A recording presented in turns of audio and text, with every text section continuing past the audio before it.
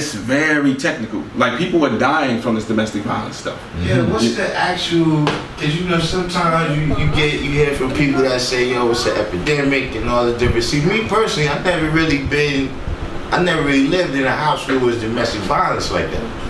You know what I'm saying? So I really don't know what is, you know. Is it an epidemic in our community the way some people are saying, or is it, you know, it's somebody that's on the front lines? It's generational. It's almost like those. If he observes me and her argue all the time, all day long, it's not what you tell children, it's what they see.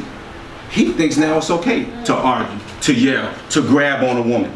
And this is where that whole role model of a man comes in, and because they're observing behavior. If the young lady thinks it's okay to be screaming and loud and all this stuff, then it's gonna be learned behavior. Now you got these two individuals, the boy who grew up in a home that was dysfunctional, and the girl that grew up in a home dysfunctional. And guess what? They're attracted to each other, and now they're raising their own youngins with this dysfunctional thing.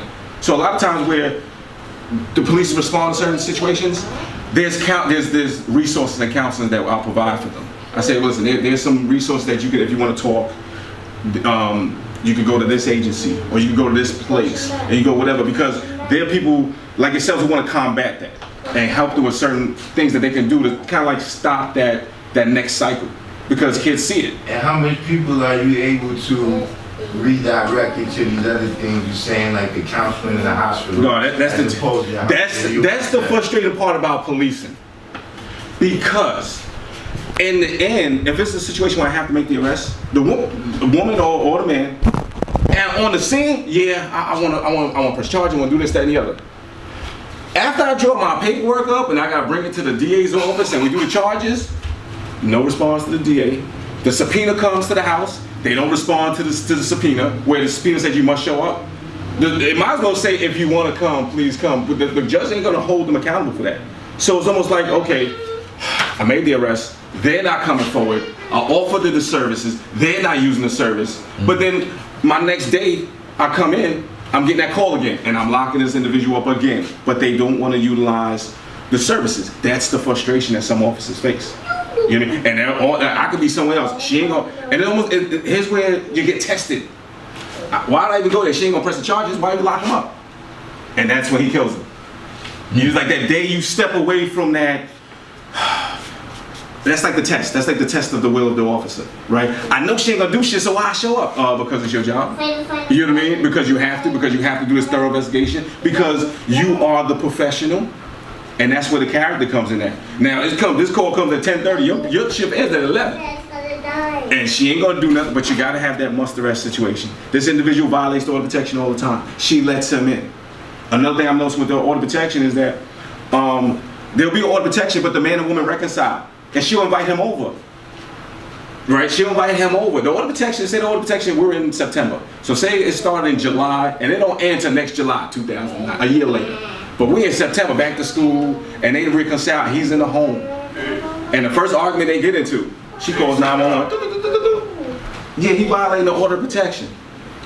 And we get there, and sure enough, he's violating the order of protection. They reconcile with each other, but they ain't reconcile with the eyes of the courts. Well, you can easily go into the court and say, hey, listen, I think I would like to drop this order of protection, or we reconcile, we work things out. And most brothers just going back. When you got this, now you violate the order of protection, that's a felony. That's up to a year in jail. And they give like, brothers violating them. Men, black, white, it don't matter. You know what I mean? Because now you're in a relationship with a woman or a man, and here's where it gets, domestic is so strange, is that there's no clean breaks in domestics. If I break up with her and I love her, now here's the stalking, the Facebooking, the trolling, coming about her job. She has no peace. Now you're dealing with that element. Where's the clean break coming at? So, because I want her, and guess what? If I can't have her, nobody gonna have her. So now what I'm doing? Now I'm threatening her safety even more. Here's where the order of protection are coming in now.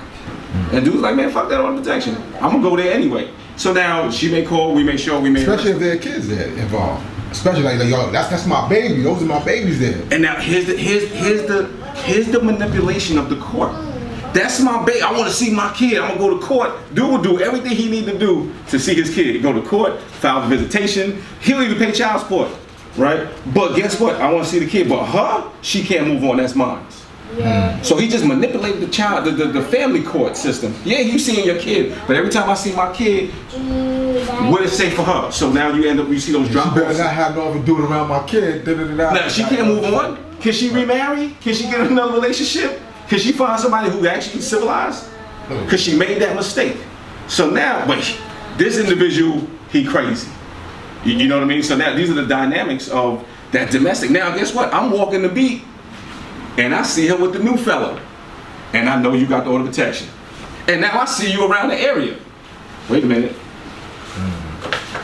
Now I'm the training officer. I always like, yo, run this man real quick. No. Yeah, it's still active. Let him walk across the street, he minds.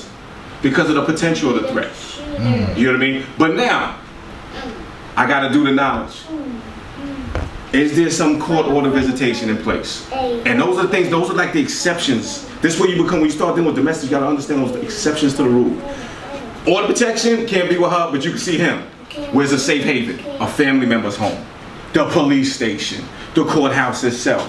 Now, she can stay there, take your son, bye, y'all leave, I go about my business. And these are some of the safety precautions that are put in place because, yeah, you got the kid, but you want her. Now, but what I've noticed the trend is that the domestics with women abuse the children when the relationship go bad.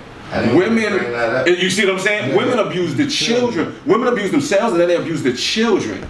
So it's like, remember, children are the innocent, right? They're the best part, but now they're in the worst situation. Nothing worse than a family that's going through a divorce. Nothing worse than a family with a breakup. You think of the dynamic of any father leaving the home. What is that for a child? So a lot of times when you get into those when you're dealing with those dynamics of a dispute, a verbal dispute, a domestic violence call can start over anything. It can start over yo, you didn't even tell me you're gonna have company. Now you in the house hot, and everything here starts. Now take a walk. The best thing my father told me was to take a walk. Anytime your blood get boiling, take a walk. Because now your emotions get the better of you. Now your quality is off. You know what I mean? So now it's like, all right, why am I tripping? All right, her family came over, she loved her family. It could be whatever. You know what I mean? You might, anything can start a verbal dispute in a household. And you get there and something just don't go down. Like I said, holidays is coming up. It's old beefs that brothers they make Hollywood movies about that. There's old beefs that brothers didn't even settle yet, but we all love our same mother, our parents. So we're gonna come together. We're gonna be cool for them. But the minute they leave, it's on again.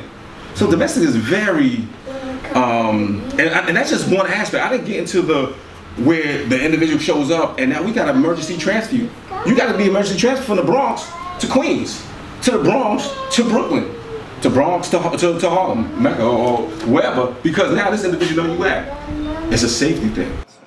If Mecca did this.